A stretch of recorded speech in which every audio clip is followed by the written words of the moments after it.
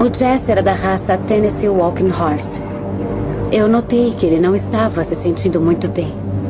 Ele ficava deitado, mais do que o normal, sem comer e sem beber. O veterinário decidiu que nós tínhamos que sacrificá-lo.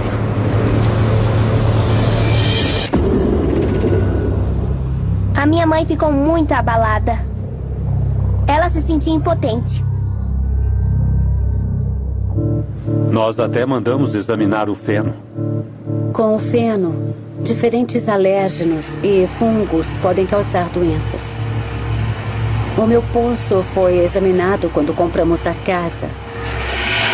Todos os testes deram normais.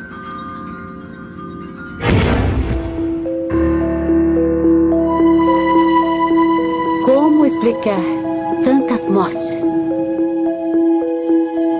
Aquilo a abalou demais. Eu acho que foi um choque para ela. Por que aquilo estava acontecendo com ela? Coisas estavam acontecendo com animais que antes não tinham problema nenhum. No minuto eles estão bem. No outro, estão mortos. E o que eu não parava de me perguntar era por quê? No outro, estão mortos. E o que eu não parava de me perguntar era por quê?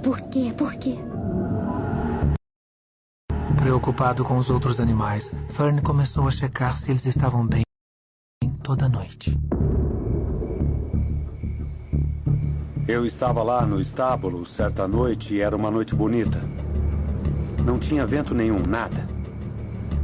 Aí, a porta se fechou sozinha.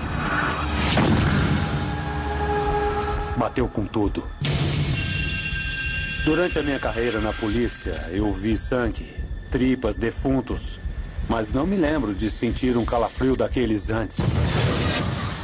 Eu lembro de contar para a Nicole e ela disse, nossa, você ficou assustado mesmo, hein? Ele é um cara grande e forte. Ele não se assusta com facilidade. Mas aquilo foi diferente. Ele se sentiu intimidado. Não consegui esquecer. Não há explicação lógica para aquela porta ter se fechado. Não dá para fechá-la daquele jeito. Ninguém conseguiria fechá-la tão rápido. Até hoje eu não tenho uma explicação.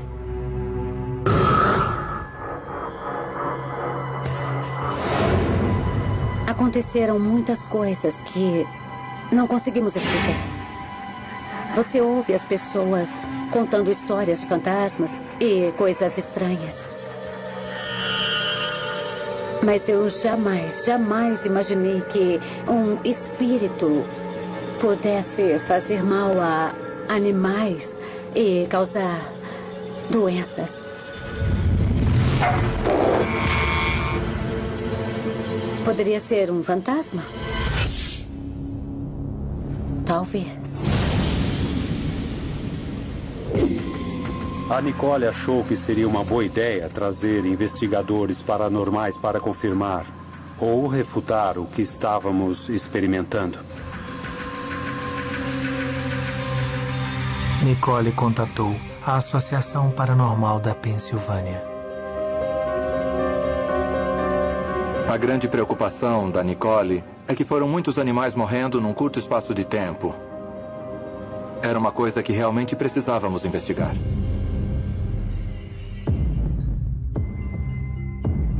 Durante as investigações, nós usamos equipamentos como câmeras de vídeo, gravadores de voz e detectores de campo eletromagnético. Quando nós fizemos a varredura do CEM, havia pouco eletromagnetismo ou nenhum. Eles tinham ouvido vozes, então sabíamos que os gravadores de voz seriam parte importante dessa investigação. Nós montamos vários gravadores e câmeras pela casa e nos sentamos lá durante um tempo para ver se captávamos alguma coisa. Infelizmente, não captamos nada. O grupo continuou a investigação no estábulo. Nós queríamos checar o estábulo. Imagens reais da equipe paranormal. Nós estávamos sentados durante um tempo só ouvindo. Aí começamos a ouvir passos vindo do celeiro. Anybody in here? Não havia ninguém naquela área naquela hora. Eu tinha checado o celeiro todo, eu estava sozinho lá em cima. Na verdade, você pode falar com espíritos que estejam morando num local e eles ouvem você. There's something or someone scaring the horses or making them get sick. Assim que começamos a falar, If you're here, can you come on down and tell us your name? não ouvimos mais nada.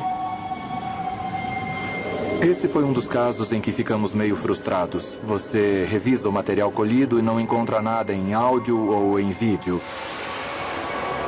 No entanto, os animais pareciam estar reagindo a alguma coisa que estava lá. Como parte da investigação, a PPA pesquisa a história do local. O meu nome é Linda Caldwell Webbs. Eu sou presidente da Sociedade Histórica de New Jersey. Essa foi a fazenda da família Ditmars. John Ditmars, o pai, foi muito rico e próspero. Após a sua morte, a fazenda passou para o seu filho John William Ditmars. Nós sabemos que ele foi obrigado a hipotecar a casa por um valor bem abaixo do mercado. Não temos registro nenhum do enterro de John William, o filho. Especula-se que ele possa ter morrido naquela casa. Com essa informação, a PPA levou Barbara Mackey, médium de 6ª geração e sensitiva a animais.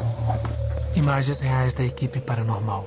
Barbara Mackey não recebe nenhuma informação sobre os casos. Ela chega às cegas, ela não sabe do que se trata, onde ela está entrando. Eu não peço informações porque eu não quero que seja uma leitura tendenciosa. Quero que ela seja pura. Quando entrei no estábulo, minha primeira impressão foi de uma boa vibração. Não captei nada negativo. Mas aí eu saí. E quando eu estava andando, eu olhei para um monte de feno e vi um homem lá.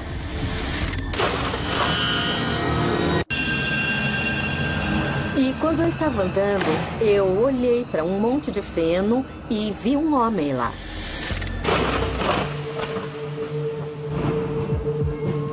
Ele estava de sobretudo e de suspensório, mas era de uma outra época.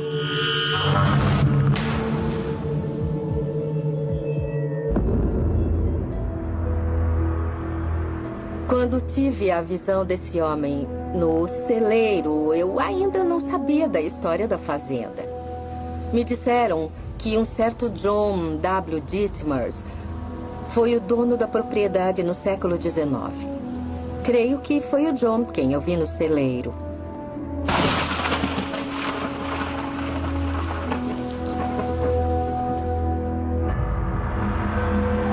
Eu acho que é possível um espírito estar conectado a uma terra, assim como ele pode estar conectado a pessoas.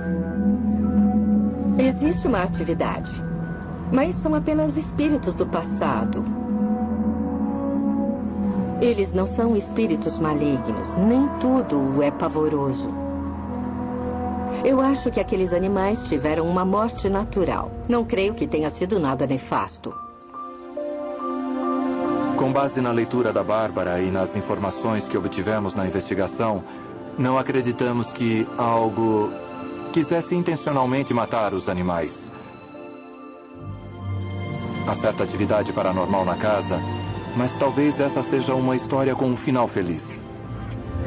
Talvez o universo tenha colocado Nicole no caminho desses cavalos para que eles tivessem um lugar confortável para morrer.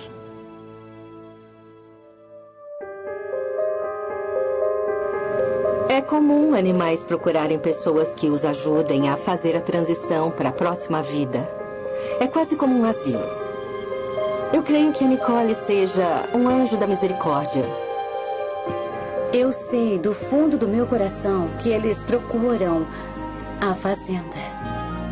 Ela disse quem não procuraria. Este é um lugar lindo.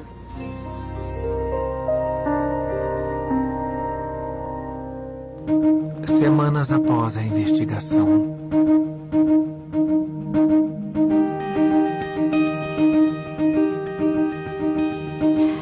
eu fiquei impressionada com o que vi. 2 cruzes na porta do estábulo. Eu tirei uma foto porque sabia que ninguém iria acreditar.